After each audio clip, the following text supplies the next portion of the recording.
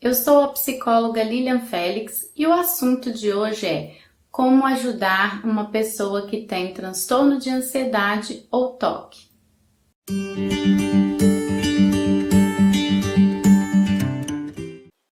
Muitas pessoas têm nos procurado pedindo orientações a respeito de como lidar, como agir, como ajudar uma pessoa que tenha transtornos de ansiedade, crises de ansiedade ou TOC. E eu resolvi então reunir esses dois assuntos, os dois conteúdos, porque algumas orientações, algumas tratativas, algumas diretrizes são bem parecidas. E aí eu resolvi reunir tudo num assunto só para orientar vocês.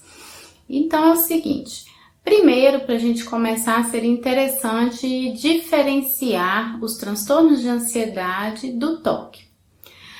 Dentre os transtornos de ansiedade, nós temos vários, mas eu vou citar alguns exemplos, né? Entre eles nós temos o TAG, transtorno de ansiedade generalizada, onde a pessoa tem crises de ansiedade, preocupação constante com várias coisas, né? Não tem um foco específico, é uma pessoa que se preocupa com tudo o tempo todo. Temos também a síndrome do pânico, que é caracterizada por repetidas crises de ansiedade, aquelas crises fortes que a pessoa acha que vai morrer, chega a ir para o hospital ou pensa que está enlouquecendo. Então, basicamente, esse é o sintoma principal da síndrome do pânico, que também é um transtorno de ansiedade. E temos também as fobias específicas, né? Medo de uma determinada coisa que eu procuro evitar ao máximo aquilo, porque aquilo me gera uma ansiedade muito grande. Eu não consigo, por exemplo, andar de avião, eu tenho fobia disso. Eu não consigo, por exemplo, nada que tenha altura, eu tenho fobia de altura, fobia de palhaço, de galinha, de cachorro. São fobias específicas que também são transtornos de ansiedade, né? Então, dentre os transtornos de ansiedade, nós temos vários e esses são alguns tipos. E temos também o TOC. O TOC é o transtorno obsessivo compulsivo. O que seria isso? O TOC é caracterizado pela presença de obsessões. São pensamentos obsessivos, repetidos, pensamentos que ficam ali martelando na cabeça daquela pessoa e aqueles pensamentos, aqueles conteúdos são bem incômodos, são pensamentos intrusivos que vêm e muitas vezes são pensamentos que não têm nexo nenhum ou que às vezes meio que ordenam que a pessoa faça uma determinada coisa para que algo não aconteça. Então o paciente começa a gerar ali algumas compulsões. As compulsões são comportamentos ou atos mentais que o paciente tem para evitar a ansiedade gerada pelo pensamento obsessor. Por isso que eu quis reunir as duas coisas, porque dentro do TOC também existe esse sintoma de ansiedade frente aos pensamentos, frente à necessidade de enfrentar uma determinada compulsão, um comportamento que aquele pensamento pede que ele faça e que às vezes ele não tem nem como fazer, dependendo da situação que ele está ali. A gente pega, por exemplo, paciente que toda vez que eu vejo um carro amarelo eu tenho que ficar parado 5 minutos no lugar, senão minha mãe vai morrer. A mãe não tá nem ali, a mãe tá lá em outro lugar e ele já tá achando que só porque o carro amarelo passou, se ele não ficar parado ali onde ele estiver 5 minutos, a mãe vai morrer. Então, imagina o que é um paciente desse em plena Avenida Paulista, no centro de São Paulo, aquele monte de carro passando e ele vendo carros amarelos para lá e para cá e ele tendo que ficar parado no meio da avenida e os carros passando. Então, são transtornos que causam muito sofrimento à pessoa e às vezes os familiares não sabem o que fazer, como agir, como ajudar essas pessoas. Se veem assim perdidos mesmo, aí agora, não sei como ajudar meu filho, eu vejo que ele está em sofrimento, mas eu não sei por onde ajudar meu esposo, minha esposa, então torna-se complicado. E aí esse vídeo, esse assunto que eu estou trazendo tem essa proposta, essa intenção de esclarecer para vocês e de ajudá-los nesse sentido. A minha primeira sugestão é que você entenda bem qual o diagnóstico, o que é que esse familiar, que essa pessoa próxima, essa pessoa querida tem. Procure entender bem do que se trata, né? Quais são os sintomas que estão envolvidos aí, quais os pensamentos que ele tem, como que ele se sente. E aí, assim, você pode procurar um psicólogo, alguém que possa te explicar, né, o que envolve esse transtorno. Você pode participar, por exemplo, na consulta com o psiquiatra para entender melhor o quadro, né, entender da medicação que será necessária, de como tem que ser a rotina dessa pessoa, que às vezes muitos transtornos exigem que a pessoa tenha uma rotina de vida mais equilibrada, mais adequada, o que ele deve fazer, o que não deve fazer, que pode interferir e alterar esse quadro. Então, minha primeira sugestão é isso. Tente aprender sobre o transtorno dele. Tente compreender melhor e desfazer muitos mitos. A gente às vezes acha que sabe. Eu sei o que é toque. Toque é aquele negócio de ficar organizando as coisas, de ter que lavar a mão, de limpar e não sei o que. Tá, isso pode ser um sintoma de toque, mas o que está por trás, né? Então vamos procurar entender, para não ficar emitindo julgamentos, não fazer piadinhas, não ficar diminuindo o sofrimento do paciente, falar com seu familiar, por exemplo, mas isso não é nada, isso é ridículo, isso que você está pensando não tem lógica. Então, a gente não deve fazer isso com o paciente. Ele já sabe, já é sofrido para ele entender que aquilo que ele está querendo fazer é algo sem lógica ou desproporcional, que aquele medo dele é muito grande. Por exemplo, um paciente que tem fobia de avião, ele sabe que todo mundo anda de avião para lá e para cá e que ele não consegue, que aquele medo dele é desproporcional em relação as outras pessoas. Então ele já sabe disso, ele já sofre por pensar assim. Não precisa você ficar indo lá e cutucando a ferida mais e falando que aquilo é desproporcional, que ninguém age assim, olha como é que você está reagindo, olha a vergonha que você está passando e me fazendo passar.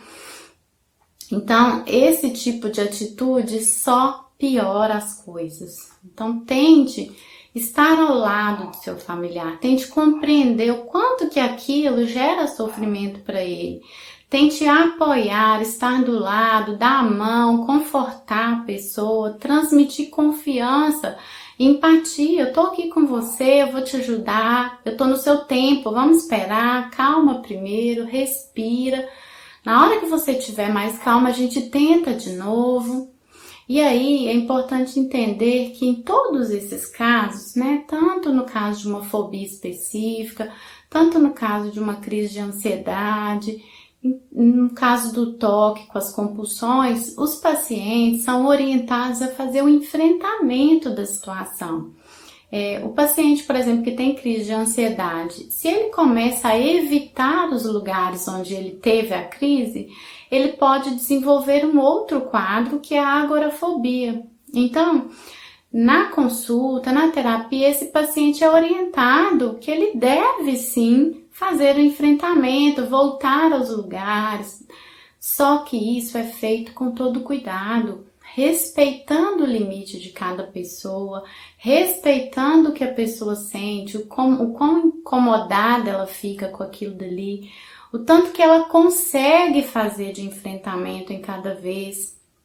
Então, por exemplo, se um paciente teve uma crise de ansiedade muito forte no cinema, aí eu estava assistindo um determinado filme, tive uma crise de ansiedade muito forte lá, passei mal e eu não consigo mais ir ao cinema.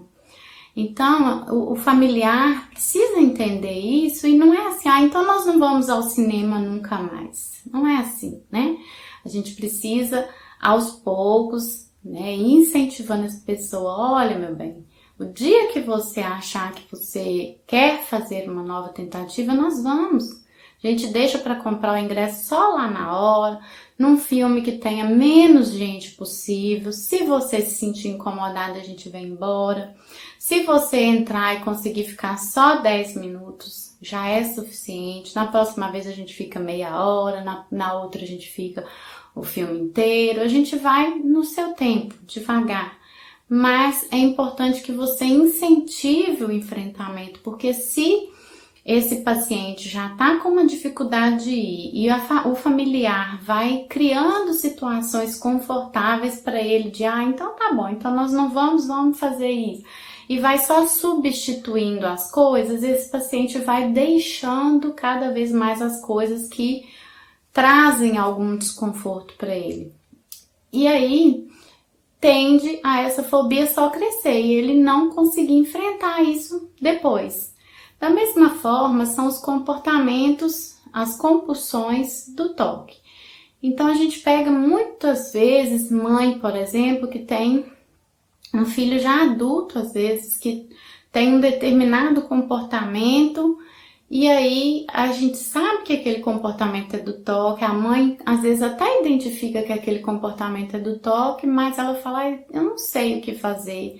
Né? E aí ela vai começar, ele fica ansioso, ele fica nervoso, então eu acabo cedendo e fazendo o que ele pede ali das compulsões dele. Então a gente precisa assim ir trabalhando com essa mãe, com esse familiar, para ir aos poucos deixando de atender essas compulsões o tempo todo. É lógico que não é do dia para a noite, não vai parar de fazer tudo, porque isso vai gerar um sofrimento muito grande na pessoa. Mas aos pouquinhos ir ajudando, né? Procura saber, por exemplo, se ele já está engajado numa terapia, se ele está fazendo um acompanhamento psiquiátrico, qual que é a tarefa dele de exposição que ele tem que fazer naquela semana. Ele decidiu junto com a terapeuta que ele vai parar de limpar a cadeira, por exemplo, quando ele vai sentar para trabalhar, porque a cadeira já foi limpa junto com a limpeza da casa, então não tem necessidade de toda vez que vai sentar limpar a cadeira de novo. Então ele está tentando deixar esse comportamento compulsivo, mas é difícil.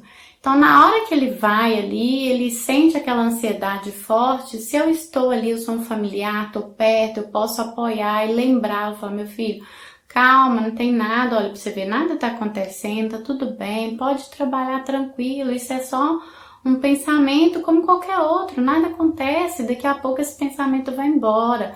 Vamos concentrar aqui na tarefa, naquilo que você tem para fazer, vamos focar?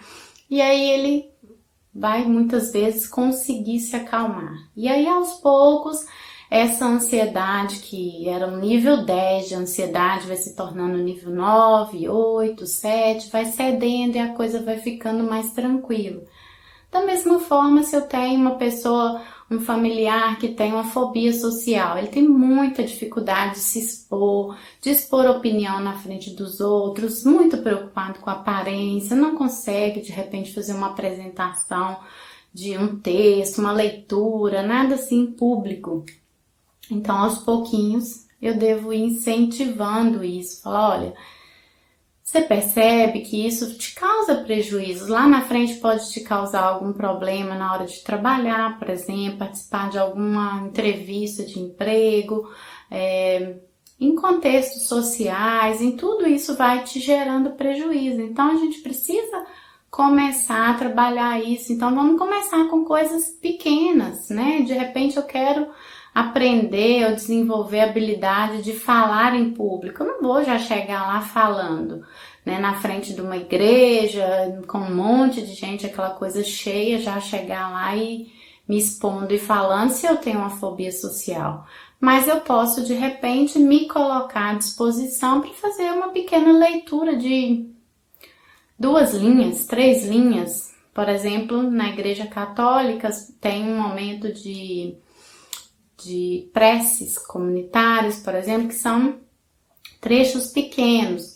Em algumas igrejas evangélicas também tem as reuniões menores, chamadas de células, né, os encontros que são menos pessoas, então às vezes tem uma leitura pequena, um pequeno comentário que é feito, uma pequena oração no final, então você dá um testemunho, então tem que incentivar essa pessoa a ir aos pouquinhos fazendo essas tentativas, né? Para que ela vá depois se sentindo mais confortável de fazer.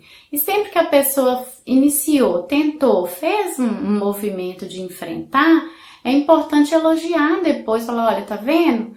Você foi forte o suficiente para tentar enfrentar isso, né? Que bacana, que bom, você já evoluiu, já é um progresso, antes você nem tentava, né? E é assim mesmo, a gente vai aprendendo e desenvolvendo conforme a gente vai tentando e enfrentando. Então, o papel do familiar, de quem está do lado, é ajudar, é apoiar, é estar junto, né? É incentivar o familiar a ficar no tratamento, a permanecer em tratamento, mostrar para ele os progressos que ele está tendo, porque às vezes o próprio paciente não reconhece, ele quer tanto melhorar rápido, que ele mesmo não percebe os pequenos progressos. Então é importante mostrar, falar, olha, mas lembra que você não estava nem conseguindo comer de tanta ansiedade, agora você já está alimentando melhor. Lembra que antes você não conseguia nem sair no portão direito, agora a gente já está indo, já faz compra, já vai na padaria e tal. Lembra que antes você não tinha disposição para levantar de manhã, agora você já está conseguindo, já está arrumando a casa, já está organizando algumas coisas. Então é importante a gente ir mostrando para o nosso familiar, para a pessoa que está ali, passando por essas coisas, que ele está progredindo, que está havendo uma evolução. E esse é o papel de quem está do lado, tá? Então, assim, se você, diante dessas orientações, ainda não se sente seguro, não é suficiente, eu te aconselho, procure você também uma ajuda, procure um psicólogo que possa te atender, que possa escutar essa sua demanda, as suas frustrações, quando você percebe, por exemplo, que o seu familiar teve uma recaída, né? Para que você entenda isso e se sinta mais confortável com cada momento desse do tratamento dele, para que você saiba lidar com tudo isso de uma forma mais tranquila, para impactar mais positivamente nesse tratamento, né?